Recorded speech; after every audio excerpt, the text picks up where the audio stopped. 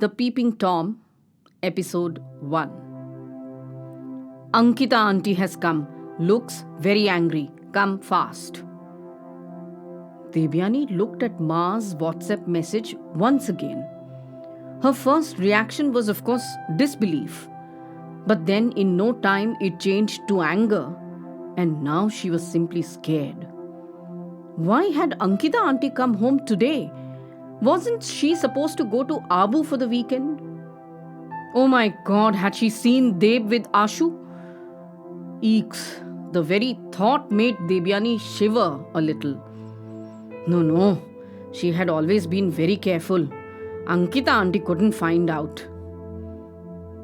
After a while, Devyani thought that Ma had found out about her and Ashu, and hence, under the disguise of Ankita auntie, it was Ma who was calling her back home.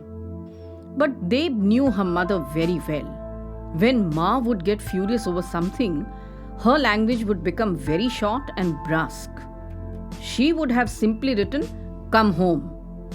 That Ma had written an entire sentence was proof of the fact that Ma too was equally anxious and helpless.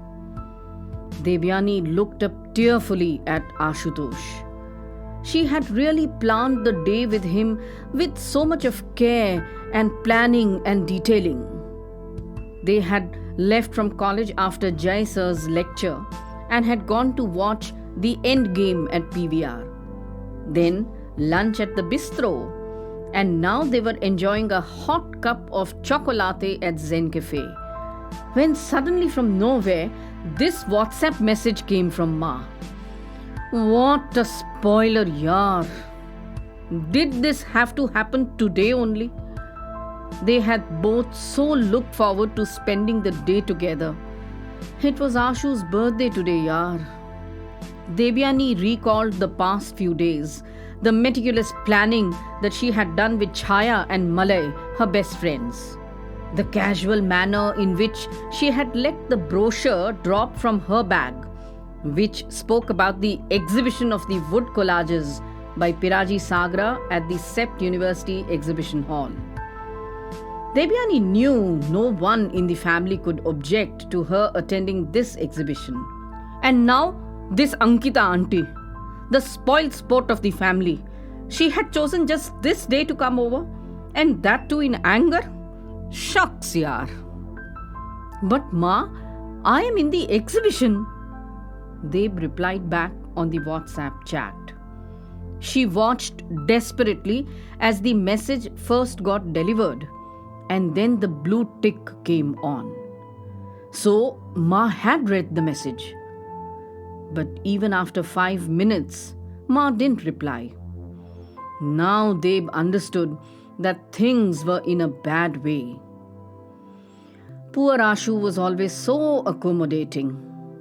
Deb rushed outside the cafe and waved to an auto. She hurriedly hugged Ashu, mumbled an apology, and got inside the auto. As the auto drove towards Prahlad, Devyani suddenly remembered that she must ask her cousins about this matter. Deb opened the chat called Gossip Mandali in her WhatsApp and messaged to her younger brother Anuj and her two cousins, Arindam and Ashi, her kaku's children. To her great surprise, all the three of them replied immediately. They knew that a very angry Ankita auntie was at Prahlad, but all the three of them were clueless as to what had happened.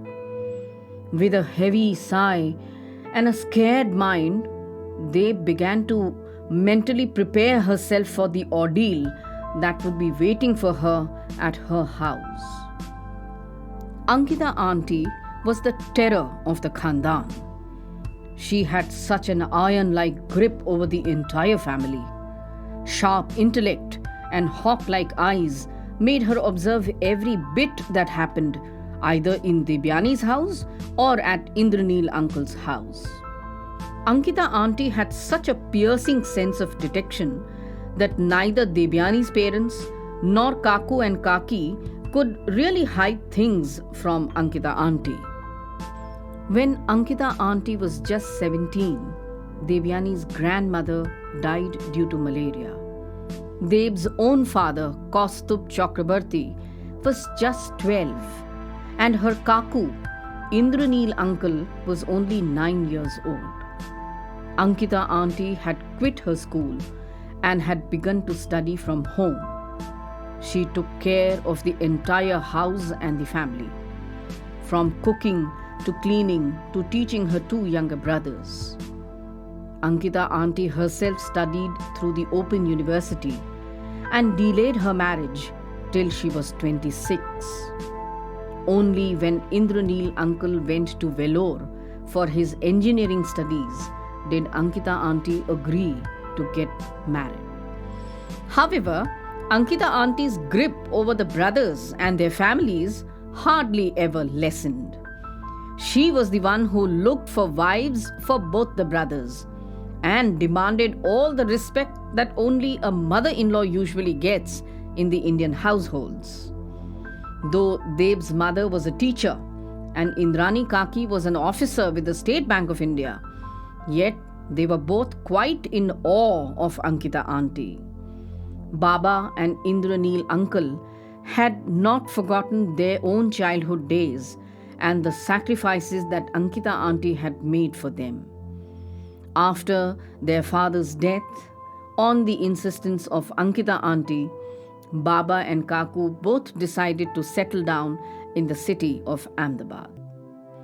But as time flew, the next generation, the 4 children of the Chakrabarti family, showed displeasure about the iron grip of Ankita auntie on their lives. They protested on numerous occasions, but sadly the protests all landed on deaf ears.